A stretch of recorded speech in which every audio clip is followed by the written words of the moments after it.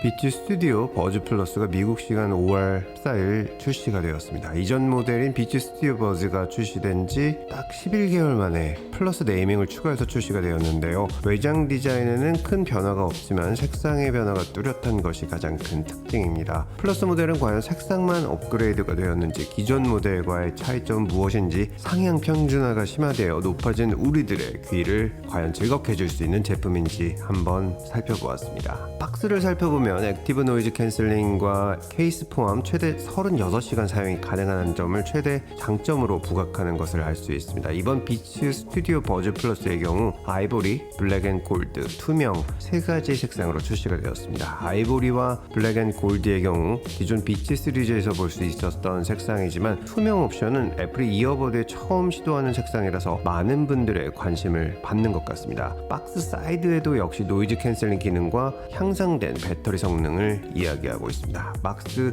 뒷면에는 전작 대비 $20 인상된 $169의 가격표를 가지고 있고, 케이스는 전작과 동일한 USB-C 포트를 사용하고 있습니다. 박스 오른쪽에는 강력하고 조화로운 공간 음향을 제공하며 아이폰과 안드로이드 폰 모두 지원한다는 것을 강조하고 있습니다. 박스 아래에는 중국에서 생산된 것을 확인할 수 있으며, 애플에 따르면 해당 패키징은 95% 재활용 가능한 소재로 제작했다고 합니다. 박스 사이즈는 에어팟 프로 2 박스에 비해서 조금 더 작은 크기인 것을 확인할 수 있습니다. 박스를 오픈해보면 액세서리와 본체가 모두 함께 나오도록 패키징이 되었습니다. 먼저 액세서리에는 4가지 종류의 이어팁이 들어있고, 미디움 사이즈의 동그라미 표시로 본체에 해당 이어팁이 장착되어 있음을 알 수 있습니다. 오른쪽에는 USB-C to-C 케이블이 탑재되어 전작과 같이 아이폰, 안드로이드 폰 범용 사용을 강조하고 있습니다. USB 케이블 앞에는 제품 가이드 QR코드가 있습니다. 확인해보면 페어링과 사용 방법, 이어팁 착용에 관한 설명이 있는 페이지를 보실 수 있습니다. 안전설명서, 비치 로고 스티커, 그리고 애플 뮤직과 애플 헤어 플러스 등록을 바로 할 수 있는 QR코드가 들어있습니다. 참고로 비치 스튜디오 플러스를 구매하시면 애플 뮤직을 6개월 무료 사용하실 수 있습니다. 앞에 감아져 있는 블랙 컬러의 테이프를 떼어내면 본체를 확인할 수 있습니다. 와, 개인적으로 투명 컬러가 참 독특하면서도 애플이 시도했던 DNA를 그대로 갖고 있는 것 같아서 더욱 좋게 느껴집니다. 보시면 완전 투명이 아니라 프로스티드 글라스라고 하죠. 간유리 같은 느낌의 약간은 반투명한 느낌이 강한, 약간 실루엣이 살짝 보이는 것 같은 특이함이 아이맥 G3, 아이북 G3에서 보여주었던 반투명의 느낌의 DNA를 갖고 있지만, 더 진보된, 보다 기계적 복잡성이 한 번 보면 계속 보게 되는 아주 묘한 매력이 느껴집니다. 아이보리 컬러도 굉장히 고급스럽게 느껴집니다. 파워비치 프로에서 보았던 색상과 같지만 무광의 아이보리는 심플하면서도 블랙 컬러의 비치 로고가 강렬하게 느껴집니다. 유닛의 B 버튼은 유광인데 유광과 무광의 조화가 적절하게 배치되어 더욱 고급스럽습니다. 블랙 골드 컬러는 무광의 블랙 컬러와 반짝이는 골드 로고의 조합이 전통의 비치 스튜디오 라인업이라는 것을 느끼게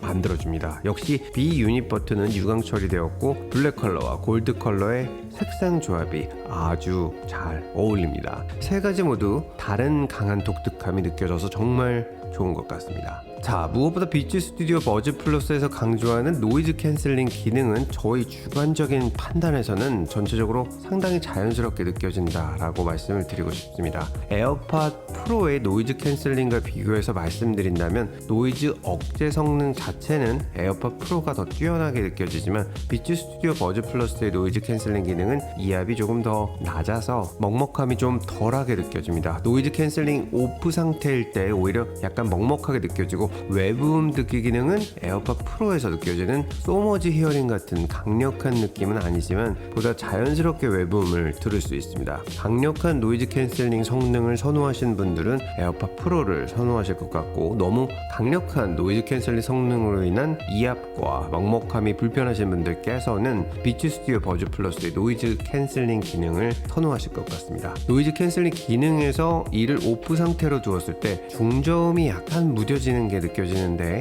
이 점은 조금 아쉬웠습니다. 전반적으로는 무난한 수준의 노이즈 캔슬링 기능이 탑재되었습니다. 에어팟 프로에서 제공하는 공간 음향을 기대하신 분들께서는 실망하실 수 있을 것 같습니다. 박스 오른쪽에 강조했던 강력하고 균형 잡힌 공간 음향은 돌비 애트모스를 지원하는 미디어와 애플 기기에 연동되었을 때 자동으로 작동이 되는데 에어팟 프로의 공간 음향 기능과 같이 동적 추적 설정이 가능하지 않습니다. 항상 고정으로 켜진다고 생각하시면 되는데 분명 작동이 되는 것은 느껴지는데 에어팟 프로만큼의 감동이 느껴지지는 않습니다. 중요한 점은 에어팟 프로의 공간 음향 기능과 성능을 기대하셨다면 버즈핏 프로 또는 에어팟 프로를 선택하셔야 합니다. 머리 동작 추적 기능이 빠진 것은 아쉬웠지만 나름 돌비 애트모스 지원이 되어서 시원한 느낌의 360도 사운드를 느낄 수 있지만 전반적으로는 아쉬웠습니다. 자, 그럼 비츠 스튜디오 버즈 플러스의 사운드를 확인해 보기 위해서 힙합, 재즈, 클래식, 락 모든 장르의 음악과 애플 TV를 통해서 영화를 감상해 보았습니다. 우선 노이즈 캔슬링 기능과 외부음 듣기 기능을 켠 상태에서는 중저음이 살아있어서 듣기에 무난한데 5% 두는 경우에는 중저음이 집을 나가버리고 소리가 무너지는 게 차이가 확연하게 느껴집니다. 주관적인 차이가 있기 때문에 호불호가 나뉠 수 있겠지만 전작인 비츠 스튜디오 버즈보다는 분명 업그레이드된 음향이지만 기대했기 때문에 그런지 아니면 에어팟 프로나 제나이저 같은 고급 음향의 귀가 적응해서 그런지 기대치에는 미치지 못하는 약간 중저음에 맞추어진 사운드입니다. 노이즈 캔슬링, 외부음 듣기 오프 상태에서는 정말 많이 아쉬워지는 사운드입니다. 사운드가 아쉬워서 통화 기능은 크게 기대하지 않았는데요. 지금은 비츠 스튜디오 버즈 플러스의 녹음 기능을 확인해보고 있습니다. 하나 둘 셋. 지금은 비츠 스튜디오 버즈 플러스의 녹음 기능을 확인해보고 있습니다. 오히려 통화 성능은 더 나아진 것 같습니다. 비츠 스튜디오 버즈 플러스는 각 이어버드에 새로운 3개의 마이크 어레이를 탑재하였고 또 새로운 벤트 디자인으로 통화 성능을 개선하였습니다. 조용한 곳에서 기준으로 상대방과의 통화 시 저희 목소리 전달은 비교적 잘 전해졌고 상대방 목소리를 듣는 것도 무난하였습니다. 전작인 비주 스튜디오 버즈의 고질적인 문제였던 딸깍 소리가 나는 버튼이 개선되어서 신경 쓰였던 딸깍 소리가 줄어들었습니다. 물론 아예 버튼 소리가 없어진 것은 아니기 때문에 이를 싫어하시는 분들도 계실 것이라고 생각합니다. 추가적으로 버튼 기능을 소리 크기 설정 또는 노이즈 캔슬링 기능 설정 중 선택을 해야 하는 점이 아쉬웠습니다. 비츠 스튜디오 버즈 플러스에는 H1, H2 칩셋이 탑재되지 않기 때문에 애플 기기 간 자동으로 페어링이 되지는 않습니다. 다만 전작 대비 새로운 칩셋이 탑재되어 액티브 노이즈 캔슬링 기능이 향상되었다고 애플에서는